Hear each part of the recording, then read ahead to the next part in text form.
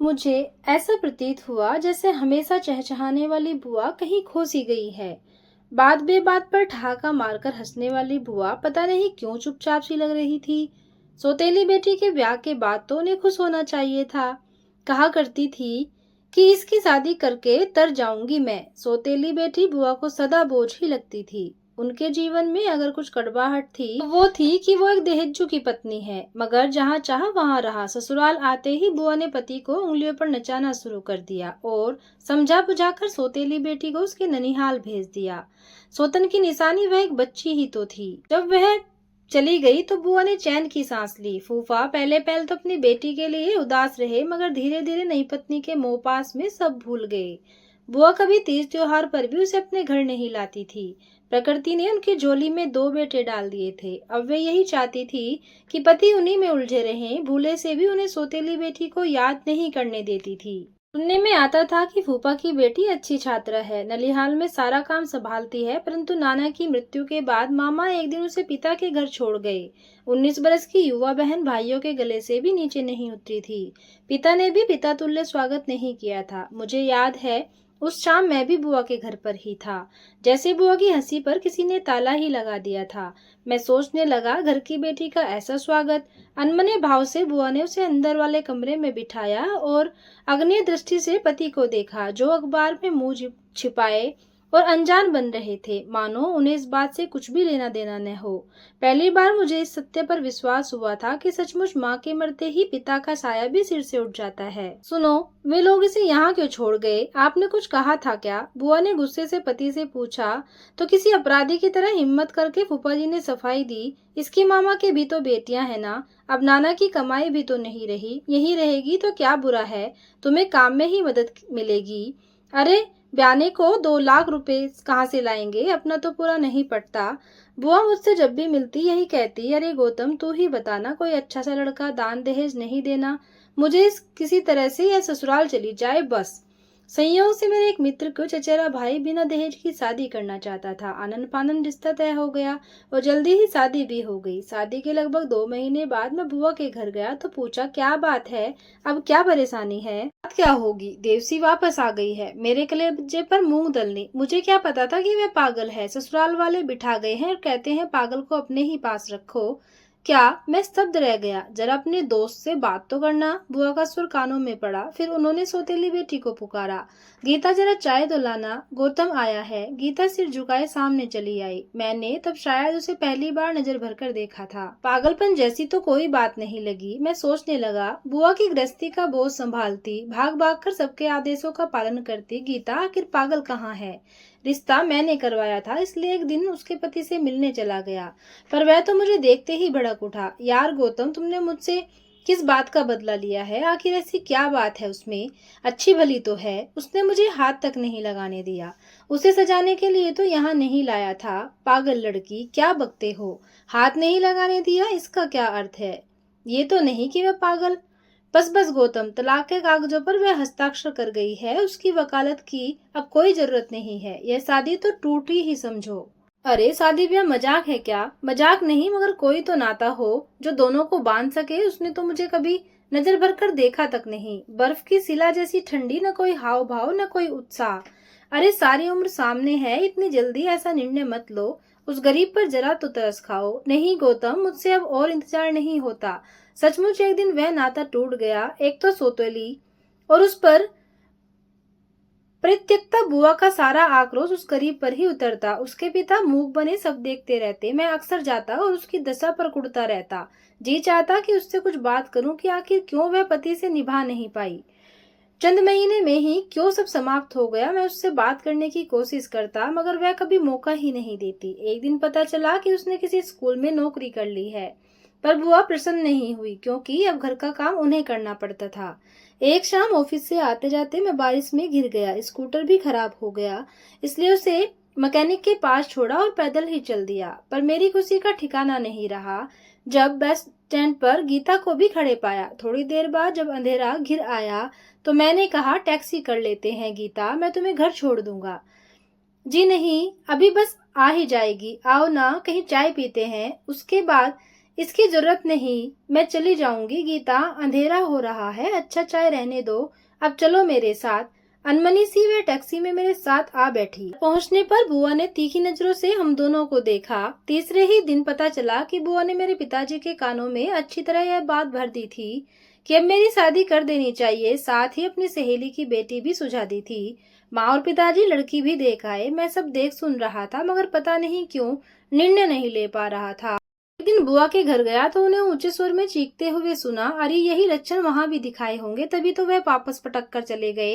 तेरी उम्र गुड्डे गुड़ियों से खेलने की है क्या? और छनाक की आवाज के साथ एक डब्बा मेरे पैरों के पास आकर गिरा। अपनी आंखों में विचित्र सा भाव लिए गीता ने डब्बा उठा लिया। असमंजस में पड़ा मैं दोनों को निहार रहा था। इसे मत फेंको माँ, इसे मत फेंको, गीता ने करुण स्वर में कहा। खबरदार जो मुझे माँ कहा, पागल कहीं की। एक झटके से बुआ ने उसके हाथ से वह डब्बा झपटा और सामने गली में फेंक दिया। उसी पल एक स्कूटर डब्बे के ऊपर से गुजर गया। टूटे खिलौने को देखकर गीता वहीं पछाड़ खाकर गिर पड़ी। यह दृश्य मेरे अस्तित्व को पूरी तरह हिला गया था।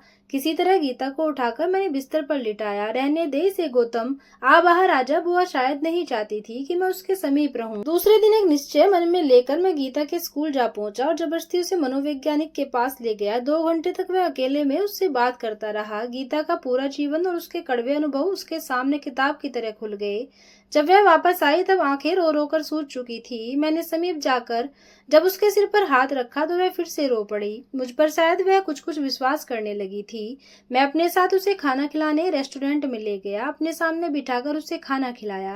नन्ही सी बच्ची की तरह वह मेरी हर बात मानती गई। मैं कल शाम तुम्हारे घर आऊंगा गीता, डॉक्टर ने क्या कहा सबके सामने ही बताऊंगा। अब तुम जाओ, बुआ नाराज न हो, इसलिए यह मत बताना कि तुम मेरे साथ थी। डूबते को जैसे तिनके का सहारा मिला। गर्दन झुकाकर वह चली गई। दूसरे दिन वह डॉक्टर से मिला। गीता की पीड़ा और उसके निदान के बारे में सब कुछ जाना। बचपन से यौवन तक पीड़ा और उपेक्षा सहने के कारण वह सामान्य रूप से पनप ही न पाई थी। पति ने छूना चाहा तो चीख उठी, क्योंकि पिता के स्पर्श की भूख ज्यादा बलवान थी। बाल सुलभ इच्छाएं परिपक्वता पर हावी हो रही थी। हृदय की भूख और आयु की मांग में वह सीमा रेखा नहीं खींच पाई थी। फिर मैं उसके स्कूल गया। मुझे देख वह धीमे से मुस्कुरा पड़ी। आधे दिन की छुट्टी दिलाकर मैं उसे समुद्र किनारे ले गया। तेज धूप में एक छायादार कोना खोज लिया। अचानक मेरे हाथ में अपना हाथ देकर वह सहम सी गई थी। एक बार बताना गीता, क्या तुम शादी के बाद पति के साथ निभा नहीं पाई, या उसका व्यवहार अच्छा नहीं था? जी, उसने गर्दन झुका ली। उसका छूना तुम्हें बुरा क्यों लगता था? वह तो तुम्हारा पति था। पता नहीं, वह धीरे से बोली, मुझे अपना मित्र ही समझो, अपने मन की बातें सच सच बता दो। मैं चाहता हूँ कि तुम्हारा घर संसार तुम्हें वापस मिल जाए। जी, एकाएक उसने मेरे हाथ से अपना हाथ खींच लिया और अविश्वास से मुझे निहारने लगी। तुम पागल नहीं हो, यह बात मैं अच्छी तरह जानता हूँ। तुम मुझे अच्छी लगती हो, इसलिए चाहता हूँ कि सदा सुखी रहो। जरा सा तुम बदलो, जरा सा तुम्हारा पति इस तरह घर टूटने से बच जाएगा। वह इंसान जिसने मेरा अपमान कर मुझे पागल ही बना दिया, वह क्या मुझे मेरा घर देगा? उसने तुम्हारा अपमान क्यों किया? आप ये सब जानने वाले कौन होते हैं? जो कभी मेरा था, जब वही मेरा नहीं हुआ तो आपकी इतनी दया में क्यों स्वीकार करूं? कौन था तुम्हारा गीता? क्या किसी से प्यार करती थी? नहीं, वह चौंक गई। शायद उसकी चोरी पकड़ी गई थी, या जो वह कहना चाह रही थी उसका अर्थ मैं नहीं समझा था। उसने गर्दन झुका ली। मैं तुम्हारी सहायता करूंगा गीता, मैंने कहा ना। मुझे अपना मित्र समझो, मैं जैसी हूँ वैसी ही अच्छी हूँ। डॉक्टर ने क्या बताया? पागल नहीं हो, डॉक्टर ने यही कहा। अब आगे क्या करना है मैं तुमसे यही पूछना चाहता हूँ। मेरा जो होना था हो चुका, अब कुछ नहीं होगा। चलिए वापस चलें। उसी शाम मैं गीता के पति से मिला। उसे समझाना चाहा तो वह ठट्ठा कर हंस पड़ा। जानते हो, एक बार उसने कहा, कहने लगी, मेरी सूरत में उसे अपने पिता की सूरत नजर आती है। बेवकूफ लड़की, मुझे उसमें कोई दिलचस्पी नहीं है और अब तो मेरी दूसरी शादी पक्की हो गई है। मेरा अंतिम प्रयास भी विफल रहा। उस रात में सो नहीं सका। सुबह माँ ने बुआ की बताई लड़की देखने की बात की। तब तक लगा कि मन में कुछ चुभ सा गया है। गीता का सिला समान अस्तित्व मस्तिष्क में उभर आया। मैं सोचने लगा, अगर मेरी शादी गीता से हो जाए तो क्या बुरा है? में हर गुण तो है। जीवन का एक कोना सोना रह जाने से वह पनप नहीं पाई तो इसमें उसका क्या दोष है? पति की सूरत में पिता को तलाशती रही। यही सत्य का एक और प्रमाण था कि उसका बचपन उसके मन में कहीं सोया पड़ा है। सौतेली माँ ने पिता छीन लिया और अब वह जवानी में उस साया को पकड़ने का प्रयास कर रही है जिसका स्वरूप ही बदल चुका है। दूसरी शाम बुआ ने मुझे बुला भेजा। मैं वहां चला तो गया, परंतु गीता के लिए कुछ ले जाना नहीं भूला। फूफा जी भी सामने थे और बुआ के दोनों बेटे भी। गीता सबके लिए चाय ले आई। उस दिन वह मुझे संसार की सबसे सुंदर स्त्री लगी। शायद उसके प्रति जाग उठा स्नेह मेरी आंखों में उतर आया था। कल लड़की देखने जाएगा ना? मैं खबर भिजवा दूं? बुआ ने पूछा। कुछ देर में हिम्मत जुटाता रहा, फिर धीरे से बोला, मैं लड़की देख चुका हूँ बुआ। अच्छा, कहाँ देखी? मुझे तो उन्होंने नहीं बताया। तुम्हारी ये सौतेली बेटी मुझे बहुत पसंद है। सामने बैठे फूफा जी अखबार झटक कर खड़े हुए। उन्हें मुझ पर या अपने कानों पर विश्वास ही नहीं हुआ और बोले, ये पागल नहीं है फूफा जी, मैं इसे मनोवैज्ञानिक को दिखा चुका हूँ। पागल तो आप हैं कि अपनी दूध पीती बच्ची से बाप का साया ही छीन लिया। कभी नहीं सोचा कि ये आपके लिए तड़पती होगी, कितना रोई होगी। अपने पिता के लिए नए जीवन का आरंभ कर आपने अपने अतीत से ऐसे हाथ झटक लिया कि वह चौराहे का मजाक बन गया। किसी ने इस मासूम लड़की को पागल कहकर छोड़ दिया और किसी ने गौतम बुआ ने चीख कर विरोध करना चाहा, मगर उस पर जैसे मैं सारा आक्रोश निकाल कर ही दम लेना चाहता था। हक्की बक्की सी खड़ी गीता सबको ये देख रही थी, मानो मन ही मन मेरी वजह से स्वयं को अपराधी महसूस कर रही थी। पागल तो तुम भी हो बुआ, जिसने संतान से उसका पिता छीन लिया। बुआ के दोनों बेटे मुइयों से घूर रहे थे, मानो उनमें भी मेरे शब्दों पर विश्वास न हो रहा हो। फूफा जी गर्दन झुकाकर बैठ गए, हाथ में पकड़ पैकेट गीता को थमा। मैंने फिर से हिम्मत बटोरी। फूफा जी, मैं गीता को पसंद करता, इजाजत दीजिए। मेरी माँ ने गीता का विरोध किया, मगर मेरी जिद के सामने धीरे धीरे शांत हो गई और एक दिन गीता मेरी हो गई। लेकिन माँ ने मुझे घर छोड़ देने का आदेश दे दिया। उन्होंने कहा, क्या कुंवारी लड़कियां मर गई थी जो तुमने एक तलाकशुदा पागल लड़की से शादी करने की जिद पकड़ ली? शादी के 3-4 दिन बाद ही मैंने नए स्थल के लिए चल पड़ा। शादी से पहले ही पूना का तबादला कर लिया था। गृहस्थी के नाम पर बस मेरे पास एक अटैची थी। इतना शुक्र था कि क्वार्टर और थोड़ा बहुत फर्नीचर ऑफिस की तरफ से मिल गया था। कठपुतली सी गीता मेरे साथ चली आई थी। माँ नाराज थी, इसलिए चंद बर्तन तक नहीं दिए थे कि जिनमें मैं एक वक्त का खाना ही बना पाता। आते आते अग्रिम तनख्वाह लेता आया था। गीता को घर छोड़ होटल से खाना और बाजार से जरूरत का सामान ले आया। तैसे पेट भर के सोने की तैयारी की तो बिस्तर की समस्या आड़े आ गई। आप यहाँ सो जाइए, गीता ने कहा। सामने अपनी सूती साड़ी बिछाकर उसने मेरा बिस्तर लगा दिया था। तकिया भी अपनी साड़ी की ही 5-6 मोड़ देकर बना दिया था। मैं चुपचाप लेट गया, पर दूसरे क्षण खाली पलंग की ओर बढ़ती गीता का हाथ पकड़ लिया। है उसी को आधा आधा बांटना है गीतू, सुख दुख भी, रोटी भी, तो फिर बिस्तर क्यों नहीं? देखो यह क्या है, तुम्हारा खिलौना तो वहीं छूट गया था ना। ये नया लाया हूँ, रबड़ का गुड्डा, जैसे किसी ने उसके रिश्ते घाव पर हाथ रख दिया हो। वह कभी मुझे और कभी खिलौने को निहारने लगी, जैसे सपना देख रही हो। मेरे पास आओ गीता, सच मानो तुम्हारी इच्छा के बिना मैं कभी कुछ नहीं मांगूंगा। आओ, यहाँ आओ मेरे पास। उसे अपने समीप बिठाया, उसकी डबडबाई बड़ी बड़ी आंखों में देखा। क्या सोच रही हो गीता, मैं तुम्हें अच्छा तो लगता हूँ ना? उसने नजरें झुका ली। मैंने बढ़कर उसका माथा चूम लिया तो वह तड़प कर मेरे गले से लिपटकर बुरी तरह रोने लगी। घर तुम्हारा है गीता, मैं भी तुम्हारा हूँ। जैसा तुम चाहोगी वैसा ही होगा। मैं तुम्हारा अपमान कभी नहीं होने दूंगा। बहुत सह लिया है तुमने, अब कोई भी इंसान तुम्हें किसी भी तरह की पीड़ा नहीं पहुंचाएगा। सुबकते सुबकते वह मेरी बाहों में सो गई। वो उठी, मेरी तरफ लजीली सी मुस्कान लिए देखा। नए ऑफिस में मेरा पहला दिन था। शाम को घर आया तो मेरी तरफ 5,000 रुपये बढ़ाकर गीता धीरे से बोली, यह मेरी जमा पूंजी है, यह आपकी है, चलिए जरूरी सामान ले आए। मैंने सूची बना ली है। मुझे उसके हाथ के रुपए लेने में संकोच हुआ। मेरे चेहरे के भाव पढ़कर वह आगे बढ़ी और रुपये मेरी कमीज की जेब में डाल दी। अपनी हथेली मेरे हाथ पर रख दी। उसी दिन हमने जो जरूरी सामान खरीदा और टूटी फूटी गृहस्थी की शुरुआत की। कहाँ पागल थी गीता, पल पल मेरे घर को संजाती संवारती, मेरे सुख दुख का ख्याल रखती। मुझे तो यह किसी भी कोण से पागल नहीं लग रही थी।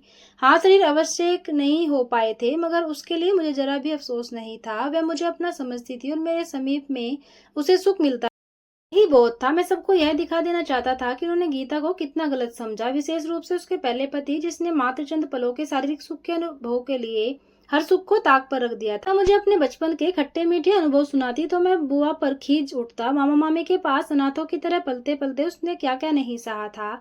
सुनाते सुनाते वह कई बार रो पड़ती थी। ऐसे में उसे बाहों में भरकर धीरज बंधाता। पिता ने कभी मुड़कर मेरी तरफ नहीं देखा। माँ के जाते ही मैं अनाथ हो गई। अगर मैं मर गई तो क्या आप मेरे बच्चों को अनाथ कर देंगे? गौतम, क्या आप भी ऐसा करेंगे? एकाएक उसके प्रश्न पर मैं अवाक रह गया। अदृश्य स्वर में उसने फिर से पूछा, क्या आप भी ऐसा ही करेंगे? ऐसा मत सोचो गीता, मैं तुमसे प्यार करती हूँ, तुम्हारा बुरा कभी नहीं चाहूंगा। मैं भी अपने पिता से बहुत प्यार करती हूँ, उनका अनिष्ट नहीं चाहती थी, इसलिए कभी उनके पास नहीं आई। माँ मुझे पसंद नहीं करती, मेरी वजह से उनकी गृहस्थी में दरार न पड़े। ऐसा ही सोच सदा मैं अपनी इच्छा मारती रही, लेकिन जब भी आप मेरी तरफ हाथ बढ़ाते हैं तो मेरी इच्छा एकाएक जी सी उठती है। मैं तुम्हारी इच्छा का सम्मान करता हूँ गीता, मुझे तुमसे कोई शिकायत नहीं है। उसके गाल थपक कर मैं हंस पड़ा। मैं स्वयं हैरान था कि कैसे एक ही रिश्ते में बंधे हुए दो दो नातों को निभा रहा हूँ। मेरे समीप में उसकी हर अतृप्त इच्छा शांत हो रही थी। कभी खिलौने के लिए होशो हवास खो बैठने वाली गीता मेरे लिए पागल हो रही थी। एक शाम उसने पूछा, आप भी कहीं मेरे पिता की तरह मुझसे आंखें तो नहीं फेर लेंगे, मुझसे मन तो नहीं भर जाएगा? मैं हस्तप्रभ रह गया। गीता आगे बोली, मैं आपकी हर स्वाभाविक इच्छा को मार रही हूँ। कैसे निभा पाएंगे हमारा साथ? अपने पिता के सिवा मुझे कुछ भी नहीं सूझता। आप भी पिता जैसे लगते हैं। मैं कुछ और सोचना चाहती, कैसे सोचूं? स्नेह से पास बिठा मैंने उससे माथा चूमा तो मुझे गर्म लगा। तबीयत ठीक नहीं है क्या? मैं अभी दवा लेकर आता हूँ। आप मेरे पास रहिए। गीता ने मेरा हाथ कसकर पकड़ लिया। उसने मुझे जाने नहीं दिया। काफी देर तक बैठकर उसका सिर सहलाता रहा। हमारी शादी को लगभग 4 महीने हो गए थे। इस अंतराल में मैंने यह महसूस कर लिया था कि गीता मेरे जीवन का एक अभिन्न अंग बन चुकी है। एक दिन उसने कहा, कहीं मैं सचमुच तो पागल नहीं हूँ? शायद यही सच है। नहीं, तुम पागल नहीं, मैं कहता हूँ ना। मैंने दुलार कर उसे शांत कर दिया और उसी रात एक निश्चय ले लिया। दूसरी सुबह फूफा जी को गीता की बीमारी का झूठा तार दे दिया। सोचा शायद बेटी का मुंह ने खींच लाए। तार देने के बाद में 2-3 दिन तक उनका इंतजार करता रहा। रोना आ जाता कि बेचारी गीता का ऐसा अनादर। तीसरे दिन मैंने एक और तार दे दिया। उसका भी इंतजार किया मगर कोई भी न आया। इसी तरह एक सप्ताह बीत गया। एक रात में बेहद बेचैन रहा। बार बार करवटें बदलता रहा। रह रहकर हर आहट पर उठ बैठना कि शायद मेरी गीता का हालचाल पूछने कोई आ रहा हो। मैं सोचने लगा कि वे पिता हैं, पुरुष हैं, इतने मजबूर तो नहीं कि बेटी से चाह कर भी न मिल पाए। आखिर क्यों वे इतने कठोर हो गए? उन दिनों मेरी हालत विचित्र सी हो गई थी। सुबह उठते ही मैं घर से निकल गया। मन में आ रहा था एक बार मुंबई जाऊं और फूफा जी को घसीट कर ले आऊं। स्टेशन पर गया, टिकट खरीदा, गाड़ी में बैठ भी गया। मगर पहले स्टेशन पर उतर गया। सोचा क्यों जाऊं उनके पास। भटक भटक कर जब थक गया तो घर लौट आया। कहाँ चले गए थे आप? सुबह से भूखे प्यासे। गीता का घबराया स्वर कानों में पड़ा तो जैसे होश आया। मैं चुप ही रहा। नहा धोकर नाश्ता किया। गीता के अपमान पर बहुत गुस्सा आ रहा था। रात को मैंने गीता को पास बुलाया पर वह नीचे जमीन पर ही लेटी रही। खुद ही उठकर नीचे चला आया और स्नेह से सहला दिया। क्यों गीतू, मुझसे नाराज हो? वह न जाने कब से रो रही थी। मैं अवाक रह गया और उसने उसे अपनी गोद में खींच लिया। किसी ने कुछ कह दिया क्या गीता? क्या हुआ, रो क्यों रही हो? अनायास ही उसके हाथों को पकड़ा तो कागज का एक मुड़ा तुड़ा टुकड़ा मेरे हाथ में आ गया। उसके पिता को भेजे गए तार की वह रसीद थी। आपने पिताजी को त्याग क्यों भेजा? क्या मुझे वापस भेजना? नहीं गीता, पागल हो गई हो क्या? एक झटके से उसे बाहों में भींच लिया। उसके भीगे चेहरे पर स्नेह चुंबन जड़ते हुए मुश्किल से मैं बोल पाया, तुम्हें वापस भेज दूंगा। तुमने ये कैसे सोच लिया? फिर मैं उसे अपने पास बिस्तर पर ले आया और जबरदस्ती उसका चेहरा सामने किया। तुम्हारे लिए सबको छोड़ दिया है गीता, भला तुम्हें आपने उन्हें तार क्यों भेजा? उसके मासूम प्रश्न का मैंने उत्तर दे दिया। सब साफ साफ बताया तो वह तड़प उठी, क्योंकि उसकी बीमारी की बात सुनकर भी पिता के सब्र का प्याला छलका नहीं था। छाती में समाई वह देर तक सुबकती रही। अपने प्रति अनायास छलक आए अविश्वास ने उस रात अनजाने में ही मेरे शरीर की उष्मा को भड़का दिया था। मैं उसे कितना चाहता हूँ यह विश्वास दिलाने का प्रयत्न करने लगा। मैंने उसे यह एहसास भी दिलाना चाहा कि वह मेरे ही शरीर का एक अभिन्न अंग है। अपने अनछुए अनकहे भाव रोम रोम से फूटते प्रतीत होने लगे। उन क्षणों में मेरे सीने में समाई समाई वह मेरे अस्तित्व में भी कब समा गई पता ही नहीं चला। चंद क्षण आए और हमें पति पत्नी बनाकर चले गए। गीता मुझे एकदम नई नई सी लगने लगी थी। उस रात हम दोनों ने पहली बार महसूस किया कि शारीरिक सुख क्या होता है। मेरी विजय ही तो थी कि गीता अपनी कुंठाओं से मुक्त होकर अभिसारिका बन गई थी। उसके मन की डगर से होता हुआ मैं उसके तन तक जा पहुंचा था। फिर एक दिन मुझे पता चला कि मैं पिता बनने जा रहा हूँ। मैंने कहा, मुझे प्यारी सी तुम्हारे जैसी बिटिया चाहिए गीता, मैं उससे बहुत प्यार करूंगा। लेकिन मेरा हर्ष और उत्साह एकाएक ठंडा पड़ गया जब शून्य से निहारते हुए बोली, प्यार व्यार सब धरा रह जाएगा। जब मैं मर गई तो आप भी उससे ऐसे ही आंखें फेर लेंगे जैसे मेरे पिताजी ने मुझसे। नहीं गीता, ऐसा नहीं सोचते। ये थी एक छोटी सी कहानी। आपको कैसी लगी कमेंट करके जरूर बताना। कहानी को पूरा सुनने के लिए धन्यवाद।